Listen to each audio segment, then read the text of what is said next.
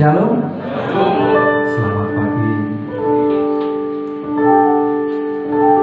Selamat beribadah di dalam kasih Tuhan kita yang begitu baik, bahwasanya kasih dan setia Tuhan selalu senantiasa terpancar atas kehidupan kita. Terlihat dari senyuman imam-imam yang hadir yang juga pada pagi hari ini, terluap kasih Kristus terpancar atas kehidupan saudara. Amin. Mari kita mulai ibadah pagi hari ini. Kita angkat satu biji Yesus yang kuandalkan.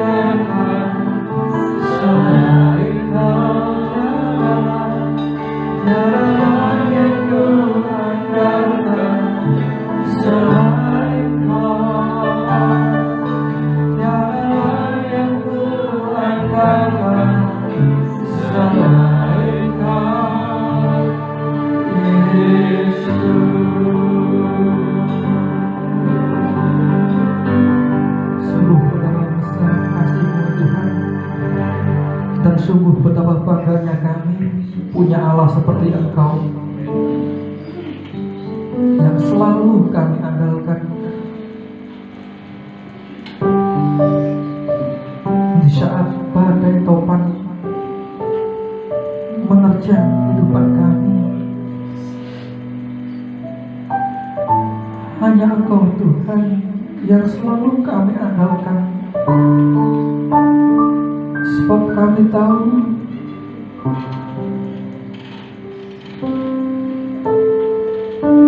di balik beratnya proses salib yang Kau percayakan atas kehidupan masing-masing kami, di balik itu pula besarnya kekuatan kasih-Mu yang Kau nyatakan atas kehidupan kami, Tuhan. Kami bangga Bapa mempunyai Allah seperti Engkau. Begitu bersyukurnya kami, umat-umat yang hina ini, yang selalu Kau gandeng erat tangan kami. Mata Engkau tertuju atas kehidupan kami, Bapa. Bahkan kasih-Mu tiada henti-hentinya Kau nyatakan pada kami. Kami bersyukur Tuhan.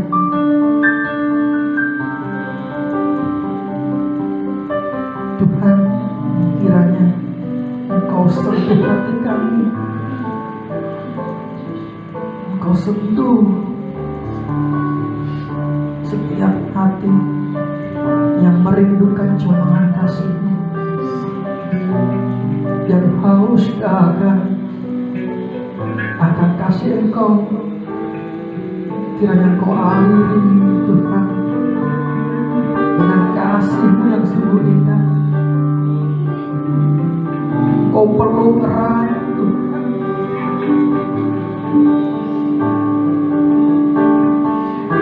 Ya Tuhan, terima kasih.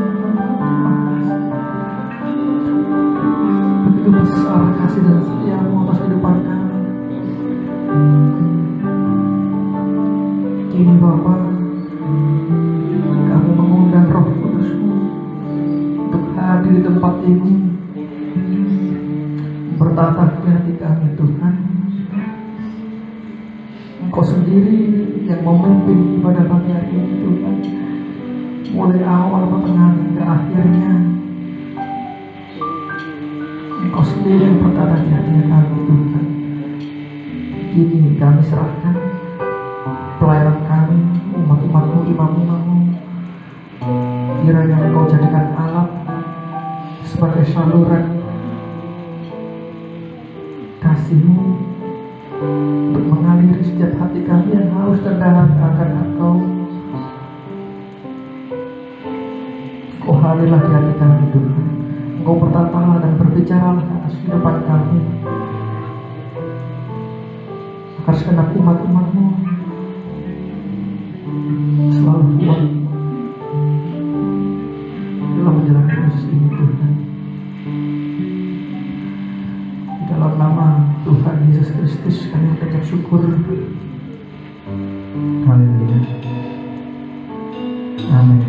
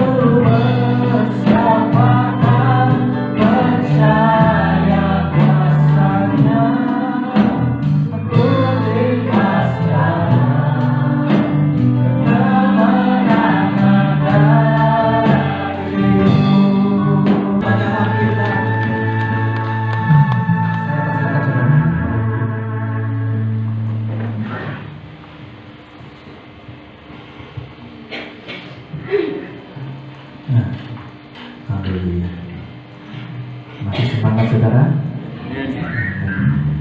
Salam GBA. Salam GBA. Salam GBA. GBA.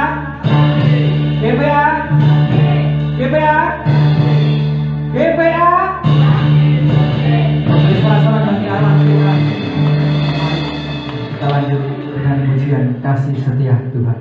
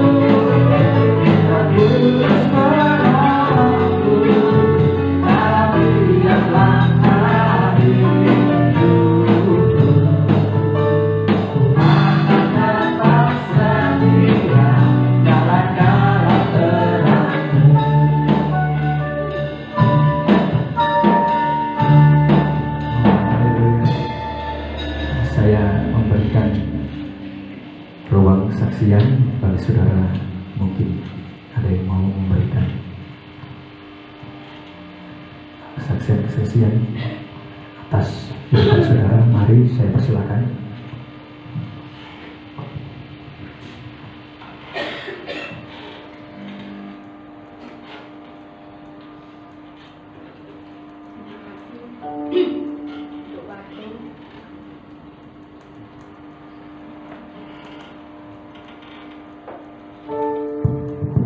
Terima kasih untuk waktu yang diberikan, dan saya sebenarnya terkadang menunggu dari saudara, mungkin saudara ada yang mau bersaksi, menyaksikan betapa Tuhan itu sangat luar biasa dalam kehidupan kita. Tetapi terkadang saking banyaknya berkat perlindungan pemeliharaan yang saudara rasakan, sehingga terkadang bagaimana caranya untuk mengungkapkan. Saya akan bersaksi betapa Tuhan itu sangat luar biasa dalam kehidupan saya pribadi, demikian juga keluarga saya. Saya pagi hari ini sangat bersuka cita, bukan karena seperti yang disampaikan firman Tuhan beberapa saat ini, bukan karena fasilitas, bukan karena finansial, tetapi saya bersuka cita karena pemeliharaan Tuhan yang begitu luar biasa dalam kehidupan saya dan keluarga.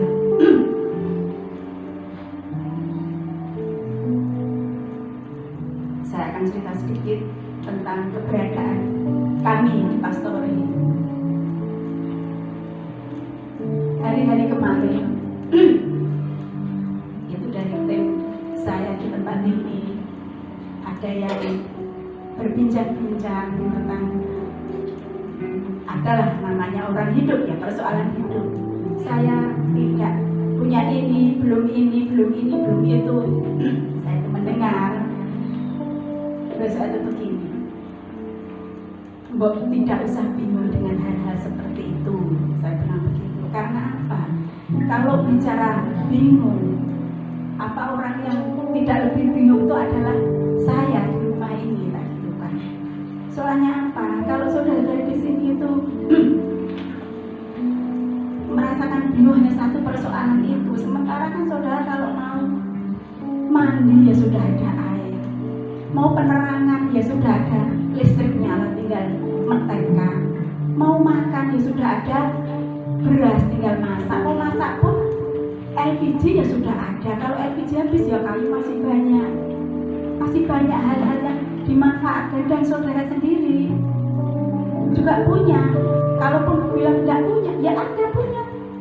Karena apa? Loh, di kandang itu masih banyak kambing. Nenek saya tuh tidak punya betul. Saya harus mikir listrik, saya harus mikir air, saya harus mikir bagaimana kita makan, bagaimana angsuran tiap bulan dan tanggal per tanggal. Dan saya tidak punya apa-apa. Jadi bagus kalau begitu, karena apa? Pengharapan kita seperti firman pujian tadi, pengharapan saya sepenuhnya itu kepada Tuhan. Saya bicara seperti itu ketika di kandang. Seperti yang terjadi beberapa saat yang lalu, saya rasakan secara pribadi. Karena apa? Saya ditegur Tuhan. Seperti yang ada di dalam Mazmur pasal 16. Sudah disampaikan oleh penggembalaan beberapa Rabu yang lalu. Di situ saya kalau bahasanya Raja Daud, hati nuraniku membimbing. Pada saat saya berdoa, saya sadar ambil perenungan, saya ditunjukkan cerita sekolah minggu, tetapi firman ini juga untuk kita para anak dewasa. Ketika Petrus berjalan di atas air, pada saat itu sebenarnya Petrus sudah bisa berjalan di atas air, tetapi karena melihat dan mendengar angin, badai, bahkan sepoi-poi angin itu menerpa Petrus, akhirnya kekhawatiran Petrus itu datang sampai akhirnya Petrus sendiri tenggelam. Terkadang dalam hidup saya merasakan takut menghadapi proses demi proses yang hari demi hari harus saya jalani. Saya sebagai seorang ibu, saya sebagai seorang istri merasakan sendiri, dan bagaimana seorang istri itu harus menjadi bendahara, memanage keuangan tersebut. Terkadang hati saya pribadi dihantui dengan rasa takut, cemas. Pada saat saya ambil perenungan, saya ditunjukkan firman itu, saya ditegur persis seperti yang disampaikan oleh Bapak Gembala. Karena kedegilan hatimu, Tuhan katakan begitu kan di Lukas. Karena kedegilan hatimu,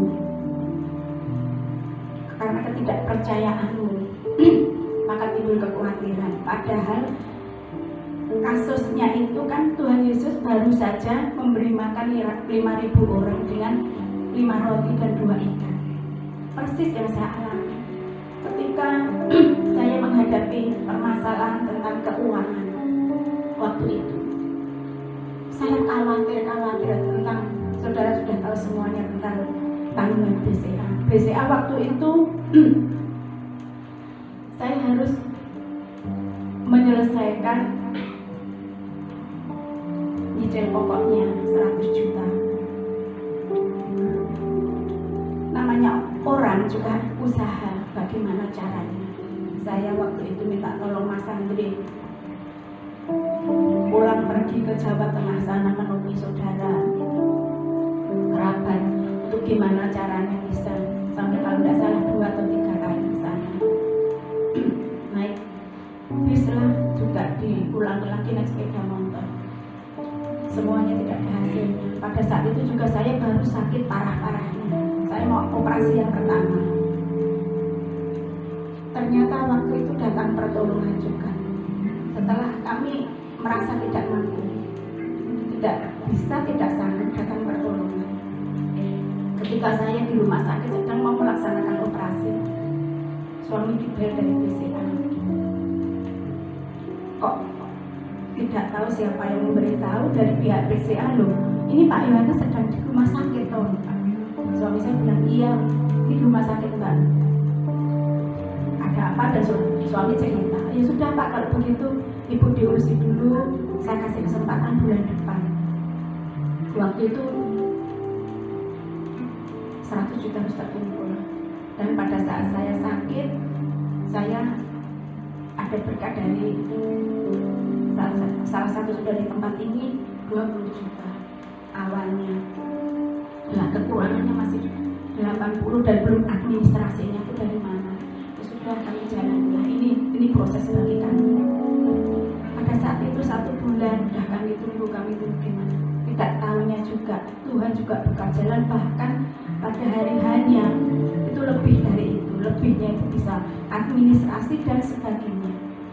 Itu mukjizat yang saya rasakan, baiknya tidak pernah saya dengar, lihat, pikirkan. Tuhan sediakan lewat orang-orang kudusnya. Sekalipun saudara di tempat ini, saudara di tempat ini punya uang kah atau gimana, kalau tidak digerakkan oleh Roh Kudus, saya kira juga tidak akan mungkin. Tetapi sekalipun tidak punya uang, kalau Roh Kudus yang menyuruh saudara, pastinya saudara akan berusaha dan Tuhan sendiri juga akan memberkati saudara. Jadi dari situ. Nah, yang kedua, ketika saya mau mantu, saya juga tidak punya apa-apa. Bagaimana harus mantu, dan tamunya juga banyak waktu belum pandemi kan.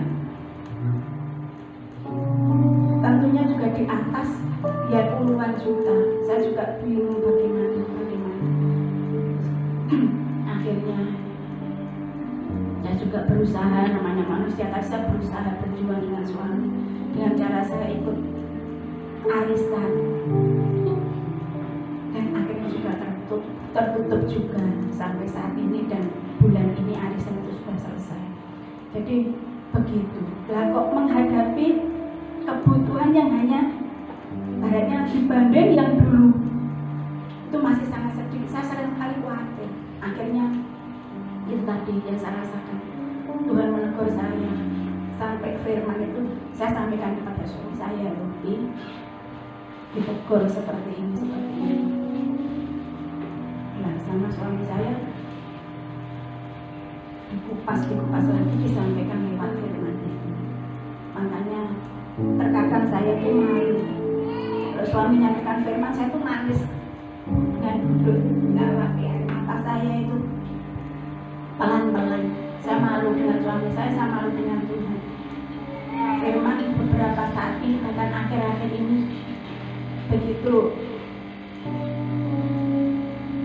mengerjakan hidup saya secara pribadi. Bagaimana yang dikatakan 7 bintang yang berada di dalam genggam tangan Tuhan, demikian juga 7 kaki Dia. Semua sama-sama berat. 7 bintang itu pun kalau berjalan tidak menuruti apa yang menjadi tuntunan Tuhan, bintang itu pun akan jatuh, akan gugur. Demikian juga 7 kaki Dia, yaitu 7 jemaat. Kalau tidak mau disucikan, tidak mau dikuduskan, tidak mau dibersihkan setiap pagi, juga terancam kaki Dianya akan diambil. Jadi kita itu sama-sama berat. Kami sebagai hamba Tuhan, beratnya pemimpin umat juga berat, saudara pun juga berat. Makanya mari kita sama-sama bergumul untuk saat-saat ini supaya kita tetap teguh iman kita, pengharapan kita, kasih kita kepada Tuhan. Karena hanya itu yang bisa menyelamatkan kita. Dan Tuhan senantiasa memelihara hidup kita. Begitu besar kasihnya Tuhan yang Tuhan nyatakan dalam kehidupan kami. Saya secara pribadi, saya merasakan hari demi hari sekalipun berat proses yang harus saya hadapi. Seringkali seperti shock terapi, harus begitu, tapi saya merasakan, saya pribadi semakin merasakan kesehatan, dan saya bisa menjadi berkat untuk keluarga, untuk anak-anak di tempat ini. Demikian juga saudara, saya merasakan karena Tuhan sudah tolong saya secara pribadi. Harusnya 2017 itu saya harus istirahat dengan sakit seperti itu, tetapi Tuhan masih memberikan kesempatan. Berarti kalau Tuhan masih memberikan kesempatan, saya harus lebih lagi menjadi berkat, dan saya harus memperbaiki hidup ini. Seperti saya katakan beberapa saat lalu kepada Mbak Virgin, saya bilang sama Mbak Virgin, kita itu ibaratnya sudah ditolong Tuhan sangat luar biasa. Kalau Mbak Virgin kilas balik beberapa tahun yang lalu, kondisi Mbak Virgin ya tidak lebih dengan kondisinya Mami. Ketika Mbak Virgin sakit seperti itu, sepertinya sudah mau diambil Tuhan, tetapi kita masih diberikan kesempatan. Ayo sisa hidup kita ini untuk semakin memperkenankan hatinya Tuhan. Apa yang bisa kita kerjakan, ayo kita kerjakan. Saya bilang sama Mbak Virgin seperti itu di ruang tamu. Kami berempat ngomong, ayo kita semakin belajar diperkenan oleh Tuhan, supaya hidup kita menjadi berkat. Demikianlah saudara kesaksian saya, supaya kesaksian ini juga menjadi kekuatan untuk saudara semuanya. Terima kasih. Puji nama Tuhan, kesaksian yang begitu indah untuk menguatkan hati masing-masing kita. Memang terkadang jalan Tuhan berbeda dengan jalan pikiran kita. Seringkali kita manusia protes kepada Tuhan, ya kenapa Tuhan memberikan proses salib itu bertubi-tubi, tiada henti-hentinya. Satu belum selesai, tambah satu lagi, satu baru selesai, tambah satu lagi. Ya begitulah cara Tuhan untuk menyatakan kasih-Nya, pemeliharaannya begitu sempurna atas kehidupan kita. Tapi saudara, yakinlah dan percayalah, jangan berkecil hati, selalu berpengharapan teguh atas kasih-Nya, bahwasanya Dia itu selalu memperhatikan bahkan selalu mengerti arti setiap tetesan air mata kita. Tiba saatnya kita menerima benih firman Tuhan. Kita siapkan hati dan pikiran kita untuk menerima benih firman-Nya. Kita dengar sungguh-sungguh dengan hati yang tulus, dengan hati yang rindu. Makanya mari kita sambut dengan pujian pelangi kasih.